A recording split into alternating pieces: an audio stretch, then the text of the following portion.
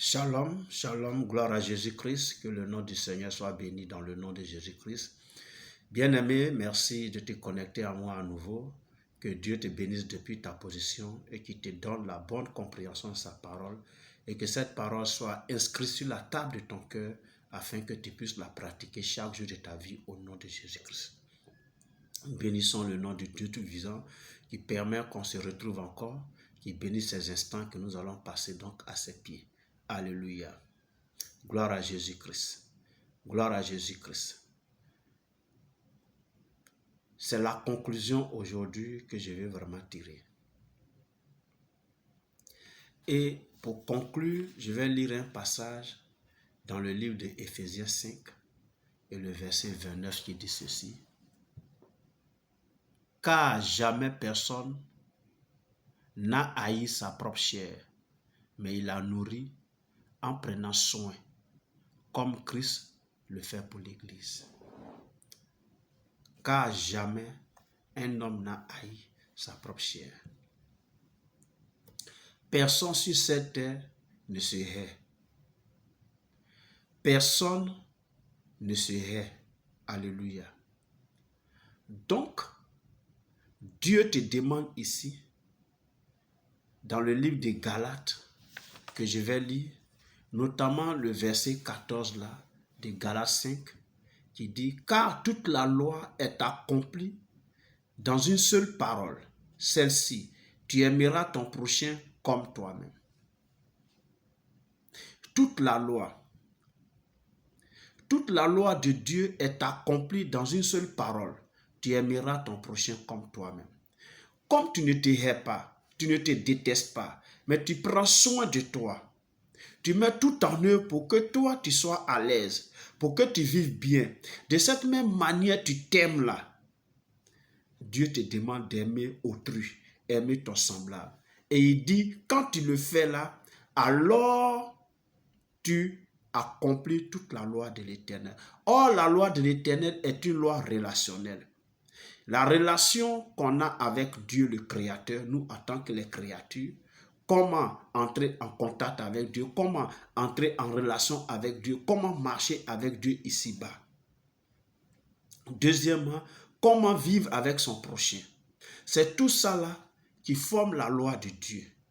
Et Dieu dit, toute cette loi-là, que ce soit la relation qu'on doit avoir avec lui-même Dieu et la relation qu'on doit avoir avec notre semblable là, s'accomplit dans celle-ci. Tu aimeras ton prochain comme toi-même. Parce que jamais un homme ne s'est haï. On s'aime tellement que on prend soin de soi-même. Alors de la même manière tu t'aimes là et que tu te préfères là, Dieu dit qu'il faut aimer ton semblable comme ça aussi. Et quand tu le fais là, alors toute sa loi est accomplie dans ta vie. Amen. Amen. Mais on l'a vu au cours de cet enseignement là, que aimer Dieu c'est obéir à Dieu. Obéir à Dieu, c'est faire la volonté de Dieu. Parce que la parole de Dieu est l'expression de la volonté de Dieu pour chacun de nous. Et donc, obéir à Dieu, c'est faire la volonté de Dieu. Mais c'est Dieu qui dit, parce que c'est écrit, que tu aimeras ton prochain comme toi-même. Alors, obéis simplement. C'est très simple. Obéis simplement. Tu dis que tu aimes Dieu. Tu dis que tu adores Dieu. Tu dis que Dieu est ton Seigneur. Tu dis que tu vis pour Dieu. Mais tu n'aimes pas ton prochain qui est à côté. Et regarde ce que la Bible dit. Dans 1 Jean 4, versets 20 et 21 qui dit ceci.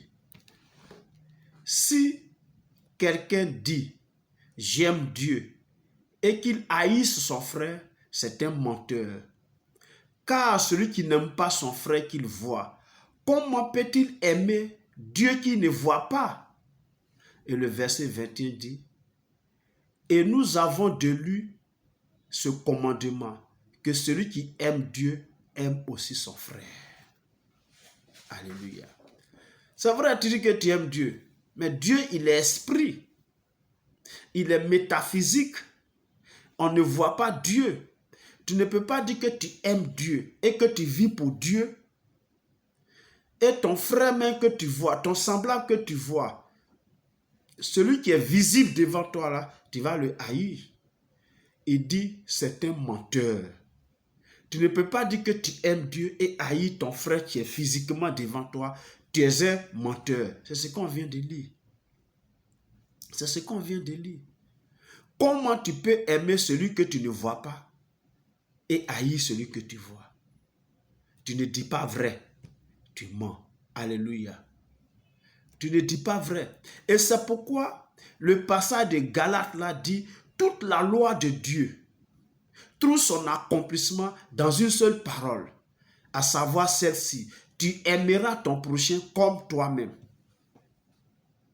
Celui qui aime son prochain comme il s'aime, parce que jamais personne ne sait haïr. Parce que tu ne te détestes pas, tu ne te haïs pas, parce que tu t'aimes. Si de la manière tu t'aimes là, tu aimes le prochain comme ça, tu aimes ton semblable comme ça, tu aimes ton prochain comme ça, même si c'est ton ennemi, alors tu auras accompli la parole de Dieu dans ta vie. Parce que cela montre que tu aimes Dieu. Alléluia. Cela montre que tu aimes Dieu. Alléluia. Donc, toute la parole de Dieu trouve son accomplissement dans une seule parole. Tu aimeras ton prochain comme toi-même. Tu ne peux pas dire que tu aimes Dieu et haïr ton prochain. Tu es un menteur, dit la parole de Dieu. Et donc, pour conclure, pour dire qu'il faut aimer ton prochain, comme on l'a vu dans Matthieu 5, là, il faut aimer ton prochain. Même ton ennemi, il faut l'aimer. Il faut prier pour lui. Celui qui te persécute là, il faut prier pour lui. Celui qui ne t'aime pas là, il faut l'aimer. Celui qui fomente des complots contre ta vie là, hein, la Bible dit, il faut l'aimer. Il faut lui faire du bien. Là où il te fait du mal, fais-lui du bien. Le faisant, ça a Dieu tel. Parce que il dit quoi? Il dit pour que vous soyez comme votre Père. Vous soyez des fils de votre Père. Parce que Dieu, il est bon. Et pour les justes, il est bon pour les mauvais.